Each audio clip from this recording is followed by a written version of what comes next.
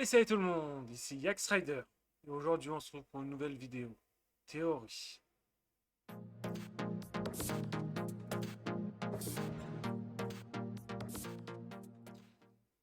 Et si je vous disais que la réincarnation de Voldemort n'était pas simplement un sombre rituel de magie noire, mais l'aboutissement d'un plan alchimique complexe? Et si derrière le retour du Seigneur des Ténèbres se cachait l'un des plus vieux secrets de l'humanité, la quête de l'immortalité alchimique?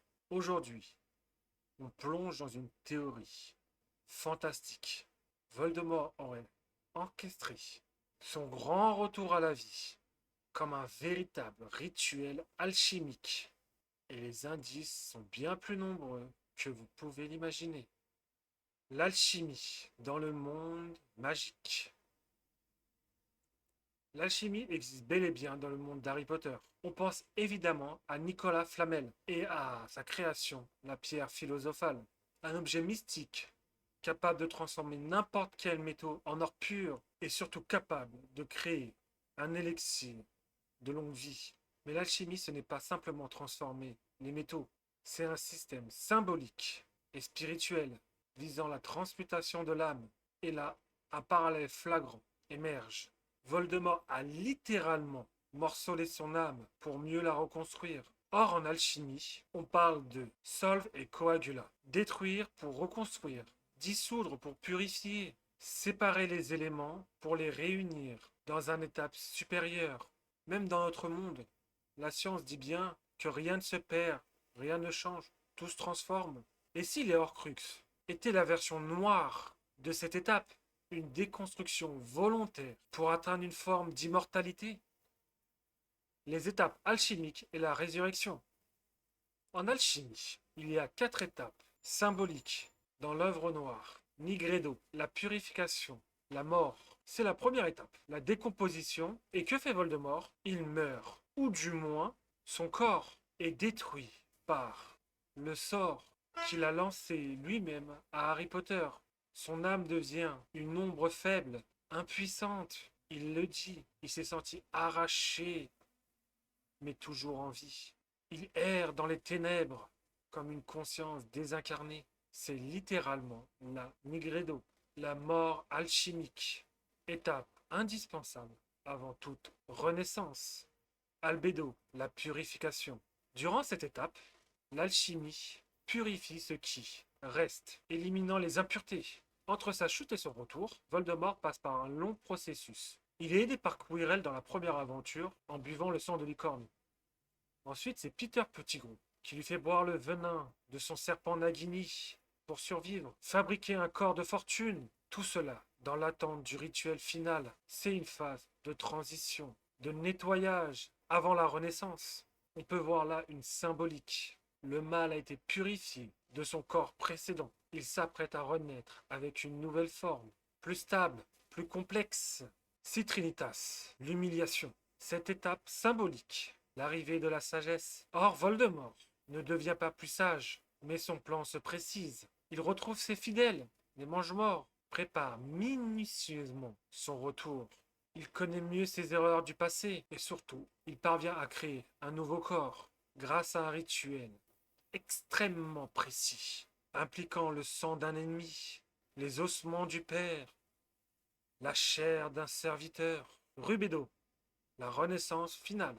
La dernière étape alchimique, l'unification de l'âme et du corps dans une forme parfaite. C'est exactement ce qu'il se passe dans le cimetière de Little Angleton. Le rituel que Voldemort réalise est tout sauf improvisé. Os du père, les racines, la chair d'un serviteur, le lien, sang de l'ennemi, le feu purificateur. C'est une transmutation complète. Il passe du néant à un nouveau corps, une renaissance rouge, la rubédo alchimique.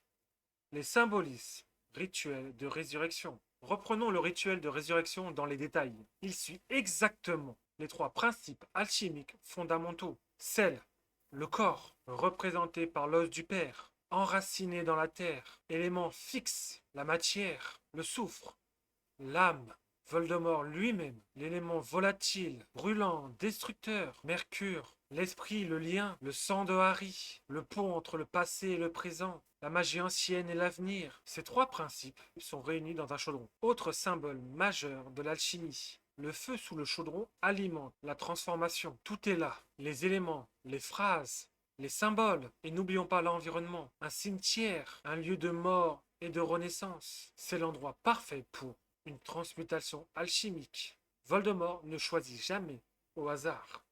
Le but final, l'œuvre alchimique inversée. Et si Voldemort, en bon connaisseur des arts anciens, avait tenté de réaliser l'œuvre alchimique à l'envers, l'alchimiste recherche à purifier son âme pour atteindre une existence supérieure. Mais Voldemort, lui, morcelle son âme pour éviter la purification. Il prend les outils d'alchimiste pour créer une immortalité tordue, une parodie de sagesse. Il échoue parce qu'il refuse la dernière étape, l'abandon de l'ego, l'unité. Il reste divisé, égoïste, incapable de sacrifice. C'est pour tout cela qu'il est vaincu par Harry, qui lui incarne l'alchimiste naturel, le courage, l'amour, la transformation par le cœur. Merci de m'avoir écouté.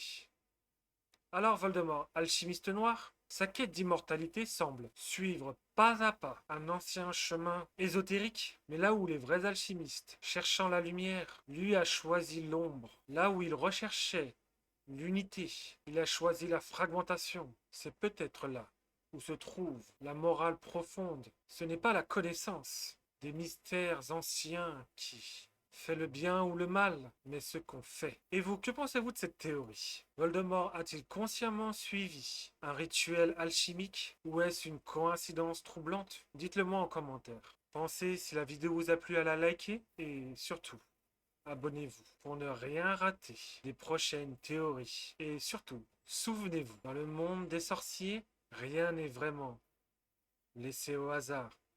C'était Yax Rider.